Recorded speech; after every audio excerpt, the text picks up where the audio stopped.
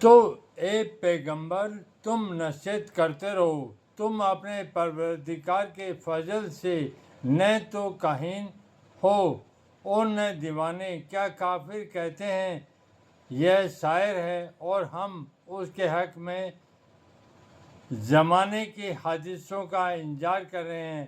کہہ دو کہ انکار کیے جاؤ، میں بھی تمہارے ساتھ انتظار کرتا ہوں۔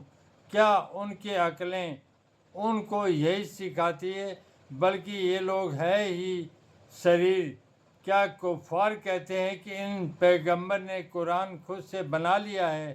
بات یہ ہے کہ یہ خدا پر ایمان نہیں رکھتے۔ اگر یہ سچے ہیں تو ایسا کلام بنا تو لائے۔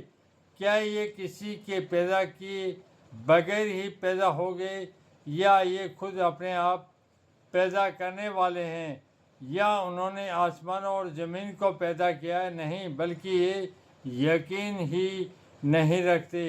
کیا ان کے پاس تمہارے پروردگار کے خزانے ہیں، یا یہ کہیں کے داروغہ ہیں، یا ان کے پاس کوئی سیڑھی ہے جس پر چڑھ کر آسمان سے بات سن آتے ہیں؟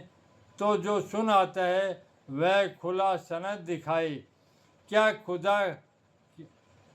خدا کی تو بیٹیاں اور تمہارے بیٹے، اے پیغمبر کیا تم ان سے بدلہ مانگتے ہو کہ ان پر جرمانے کا بوجھ پڑ رہا ہے، یا ان کے پاس غیب کا علم ہے کہ وہ اسے لکھ لیتے ہیں؟ کیا یہ کوئی دعویٰ کرنا چاہتے ہیں تو کافر تو خود دعویٰ میں آنے والے ہیں۔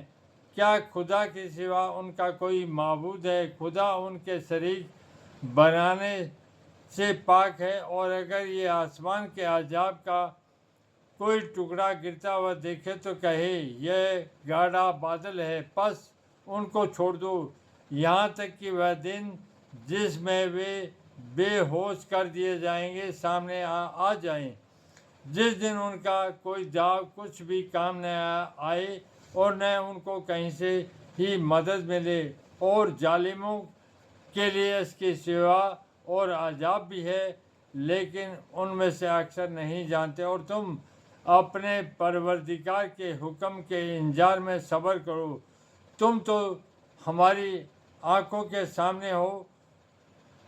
جب اٹھا کرو تو اپنے پروردگار کی تعریف کے ساتھ تسبیح کیا کرو، اور رات کے کچھ وقتوں میں بھی ستاروں کے ڈوبنے کے بعد بھی اس کی پاکی بیان کیا کرو۔